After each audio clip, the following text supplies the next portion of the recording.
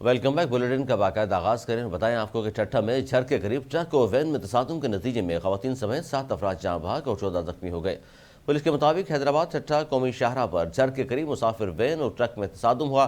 حادثے میں 7 افراد جاں بحق اور 15 زخمی ہوئے۔ ریسکیو حکام کا کہنا ہے کہ حادثے میں جاں بحق اور زخمی ہونے والوں کو جھر کو سول ہسپتال ٹھٹھہ منتقل کیا گیا۔ ریسکیو ذرائع کے مطابق حادثہ تیز رفتاری کے باعث پیش آیا۔ جاں بحق افراد میں 2 خواتین اور 1 بچی بھی شامل ہے۔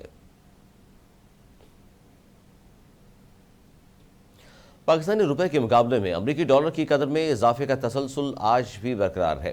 ڈالر کی ٹرپل سنچری مکمل۔ انٹر بینک میں کاروبار کے آغاز پر ڈالر 63 پیسے مہنگا ہو کر 300 روپے کی ریکارڈ سطح پر پہنچ گیا، جو کہ ملک کی تاریخ کی بلند ترین سطح ہے۔ گزشتہ روز انٹر بینک کے زیر اثر اوپن مارکیٹ میں ڈالر 3 روپے مہنگا ہو کر 310 روپے تک پہنچ گیا۔ نگران حکومت کے 14 روز میں ڈالر تقریباً 13 روپے مہنگا ہوا ہے، جبکہ صرف 8 کاروباری روز میں روپے کی قدر 3% سے زائد گر گئی ہے۔ معاشی ماہرین کے مطابق بیرونی کمپنیز پر ڈالرز میں منافع باہر لے جانے پر بھی پابندی ہٹنے اور امپورٹ پر تمام پابندیاں ختم کرنے سے روپے کی قدر پر دباؤ بڑھ گیا ہے۔ جڑاوالا میں جلاؤ گھیراؤ اور توڑ پھوڑ کا معاملہ، توہین مذہب اور دہشت گردی کی دفعات کے تحت مزید 11 مقدمات درج کر لیے گئے۔ مقدمات میں 1000 سے زائد ملزمان شامل ہیں۔ ملزمان کی گرفتاری کے لیے چھاپے مارے جا رہے ہیں۔ پولیس کے مطابق مقدمات میں توڑ پھوڑ، جلاؤ گھیراؤ، کار سرکار میں مزاحمت کی دفعات شامل ہیں۔ اب تک کل مقدمات کی تعداد 21 ہو گئی ہے، جبکہ مقدمات میں نامزد 150 سے زائد ملزمان گرفتار ہو چکے ہیں۔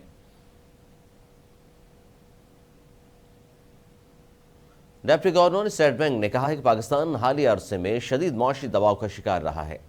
سینیٹر سلیم مانڈوی والا کی زیر صدارت سینٹ کی قائمہ کمیٹی خزانہ کے اجلاس میں شرکاء کے دوران briefing deputy governor state bank نے کہا ایکسچینج ریٹ جلد مستحکم ہو جائے گا۔ ڈپٹی گورنر اسٹیٹ بینک نے کہا کہ کمرشل بینک LCs کھولنے کے لیے ایک دوسرے سے ڈالر خریدتے ہیں۔ امید ہے نگران حکومت موجودہ صورتحال کو دیکھ رہی ہوگی، اس حوالے سے اقدامات کیے جانے کا امکان ہے۔ سینیٹر کامل علی آغا نے کہا کہ نگران حکومت آنے کے بعد مارکیٹ میں ڈالر 23 روپے مہنگا ہو گیا، ہمیں اس کا کوئی جواب ہی نہیں دیا جا رہا۔ قائمہ کمیٹی برائے خزانہ نے اگلے اجلاس میں نگراں وزیر خزانہ کو طلب کرنے کا فیصلہ کر لیا۔ نون لیگ کے سینئر رہنما مصدق ملک کا کہنا ہے کہ چیف الیکشن کمشنر آئینی طور پر صدر کی دی ہوئی تاریخ کے مطابق الیکشن کروانے کا پابند ہے۔ مصدق ملک نے کہا کہ صدر مملکت 90 دن میں الیکشن کی تاریخ دینے کا اختیار رکھتے ہیں۔ صدر مملکت چیف الیکشن کمشنر سے مشاورت کے بعد الیکشن کی تاریخ کا اعلان کر دیں، اس کے بعد الیکشن کروانا حکومت کا کام ہے۔ چیف الیکشن کمشنر آئینی طور پر صدر کی دی ہوئی تاریخ کے مطابق الیکشن کروانے کا پابند ہے۔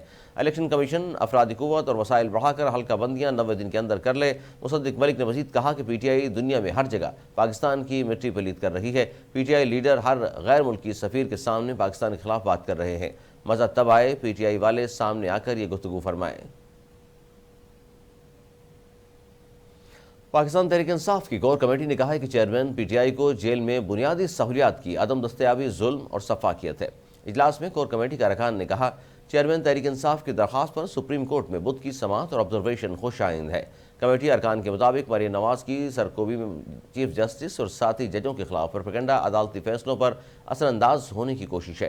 دوسری جانب چیئرمین PTI کے وکیل شعیب شاہین نے کہا کہ ٹرائل کورٹ کے فریق ثانی کی غیر موجودگی میں سزا سنائی، ہم نے گواہان کی فہرست دی تھی مگر جج نے انہیں پیش نہیں ہونے دیا۔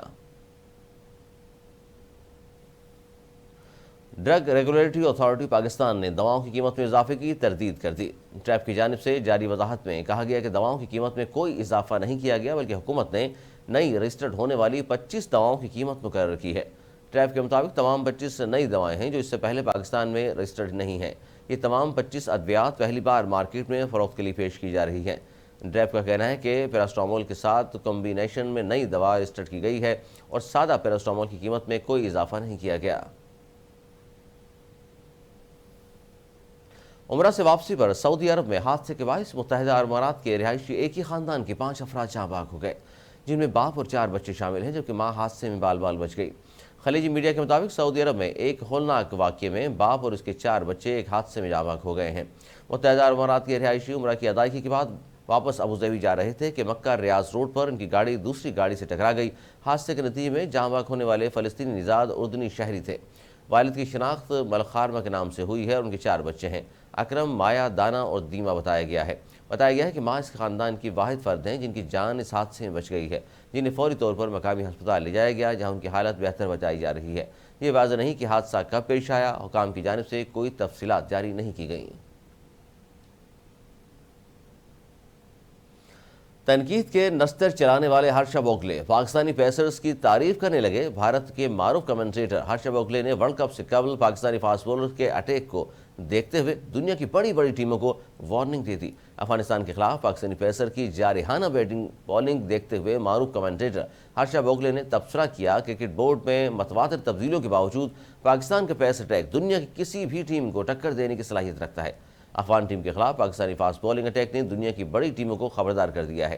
انہوں نے کہا کہ شاہین شاہ افریدی، حارث رؤف اور نسیم شاہ کو کھیلتے ہوئے بلے بازوں کو احتیاط برتنے کی ضرورت ہے۔